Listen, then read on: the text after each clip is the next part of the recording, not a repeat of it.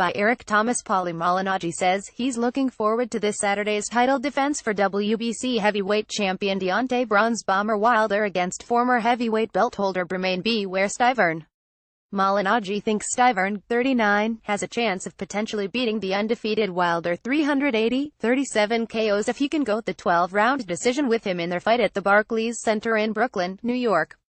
The Wilder-Stiverne fight will be televised on Showtime Championship Boxing. It seems that Malignaggi thinks that Stiverne could possibly win a 12-round decision over the 32-year-old Wilder, because that's not the route that most boxing fans would see Wilder losing the fight.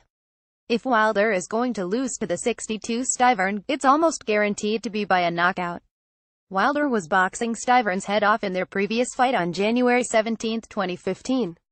Stiverne didn't have the arm length to land his big power shots, and he was walking into a lot of heavy right hands from Wilder for the entire fight. This was with Wilder fighting with a broken right hand from round 2.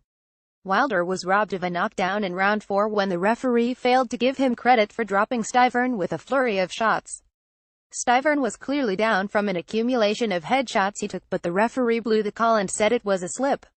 "It'll be great, but let's see how Wilder does against Stiverne," said Malignaggi to Fight Hype in responding to a question about whether he's looking forward to Wilder vs.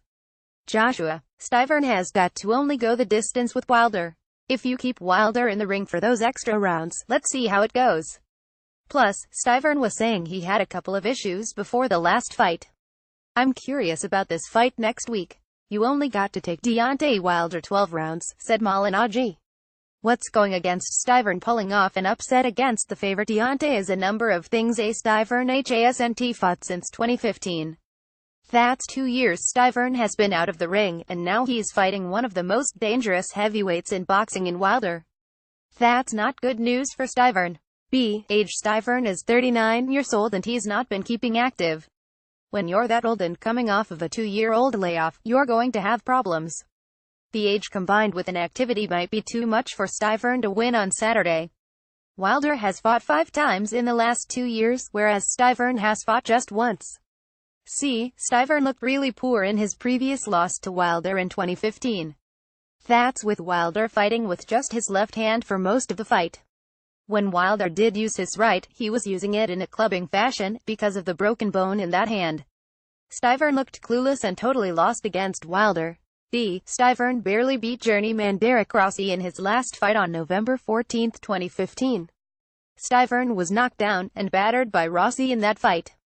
Fortunately for Stiverne, he had enough boxing skills to win a close decision, but it was far from impressive. Height and reach. Stiverne is giving away 5 inches in height and 6 inches in reach to the 67 Wilder. That's fairly significant. Being that much taller than Stiverne is going to help Wilder in a big way by allowing him to land his right hands from the distance. Wilder has the hand speed advantage, as well as the power. With all the things Wilder has going for him in this fight, he's going to be all over Stiverne. I think Malignaggi has Wilder mixed up with Chris Arreola. Stiverne outboxed the 63 Arreola in April 2013 in winning a one-sided 12-round unanimous decision, but that was against a fighter 4 inches shorter than Wilder. Arreola was just a plotter, who was talked into Stiverne's jabs and right hands all night long. In Wilder's case, he used his long reach to spear Stiverne for 12 rounds. Every so often, Wilder would take Stiverne with a hard right hand to stop his forward momentum. Read Deontay Wilder vs. Bermane Stiverne media conference call transcript. Stiverne followed Wilder around the ring in a slow manner for 12 rounds, eating huge shots and missing badly each time he would throw his left hook.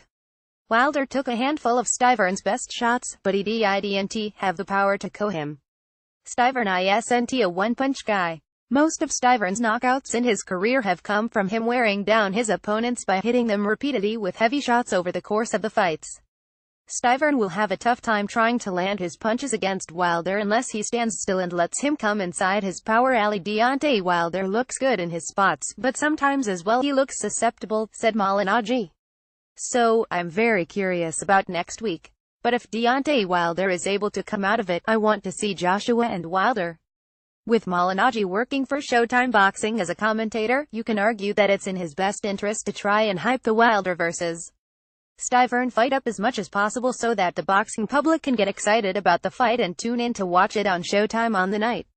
Unfortunately, I don't think enough boxing fans are going to bother paying any attention to what Malignaggi is saying about the Wilder vs.